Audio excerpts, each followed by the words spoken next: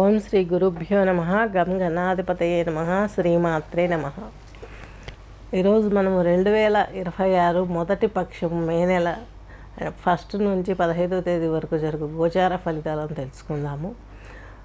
అలాగే ముందుగా మనకు ప్రధానంగా మనకు కావలసినటువంటి విద్యా, వివాహము, ప్రేమకు సంబంధించినటువంటి విషయాలు, అలాగే రుణాలు, అలాగే ధనం లభించటము, ఇలాంటివన్నీ, ఇంటికి సంబంధించి గృహయోగం ఉందా లేదా, ప్రమోషన్స్ ఉన్నాయా లేవా, ఇవన్నీ తెలుసుకోవడానికి ప్రతి రాశిని కూడా గమనించి మీకు చెప్పడం జరుగుతుంది.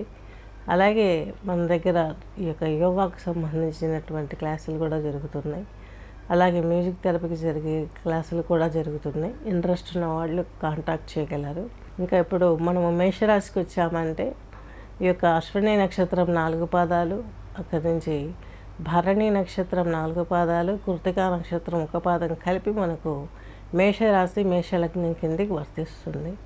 మనకు ఈ యొక్క మేషరాశి, మేషలగ్నంలో తీసుకున్నట్లయితే మీ రాశిధిపతి, అష్టమాధిపతి అయినటువంటి కుజుడు వచ్చేసి మీకు వ్యయంలో మీనరాశిలో సంచరిస్తున్నారు. మొదటి పక్షంలో 11వ తేదీ నుంచి ఈయన స్వక్షేత్రానికి వస్తాడు. అప్పటి నుంచి మీకు సాహసం, పట్టుదలకి, అలాగే పోరాడే తత్వానికి మోటివేషన్ చేసేవాడు కుజుడు.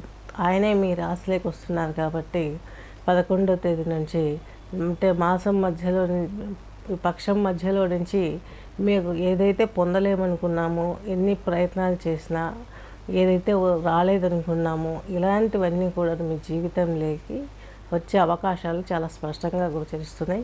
ఇన్ని రోజుల నుంచి మీకు కొంత హెల్త్ గురించి కొన్ని అనారోగ్య సమస్యలు పీడిస్తున్నా, కనీసం మీకు టయానికి అవి సమకూర్చుకోవడానికి కూడా లేకుండా చాలా ఇబ్బందులు పడ్డారు. వాటన్నిటి నుంచి మీరు బయటపడి చక్కగా మీ ఆరోగ్యం కూడా దెబ్బతిన్న దాన్ని సరిచేసుకునే అవకాశం స్పష్టంగా గోచరిస్తుంది. అలాగే మీకు శుక్రుడు వచ్చేసి ఈ యొక్క 14వ తేదీ ఈయన మీకు మిథున రాశి సంచారం చేస్తున్నారు.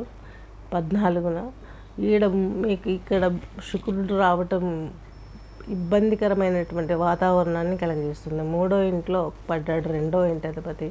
ఇక్కడ మీకు ఎటువంటి ఇబ్బందులు వస్తున్నాయంటే, వడ్డీ వ్యాపారం చేసేవారికి, ఎడ్యుకేషన్లో డెవలప్మెంట్ కోసం ప్రయత్నించే వారికి, ప్రమోషన్స్ కోసం ప్రయత్నించే వారికి, వ్యవసాయం చేసేవారికి, వీళ్ళందరికీ కూడాను, కొంచెం కళాత్మకమైన రంగాలలో పనిచేసే వారికి, వీళ్ళందరికీ కూడాను ఈ శుక్రుడు అనేది 2వ ఇంటి అధిపతి ప్లస్ 7వ అధిపతి ఈయన వచ్చి 3లో పడడం అనేది కొంత ఇబ్బంది, కొంత వెనక్కి లాగినట్టు, నిరుత్సాహంగా ఉండే అవకాశం కనిపిస్తుంది. కాబట్టి కాకపోతే కొంచెం కొన ఊపిరి పీల్చుకోవడం ఏమంటే, మీకు వచ్చేసి ఈయన 7వ దృష్టితో చూస్తాడు ఈ యొక్క ధనురాశిని. దీని మూలకంగా మీకు కొంత ఊరట లభిస్తుంది. కొంచెం తేరుకొని ఎవరినైనా హెల్ప్ తీసుకొనైనా మీ పనులు మీరు చక్కబెట్టుకోగలుగుతారు. కోపోద్రేకాలు కంట్రోల్ అవుతాయి.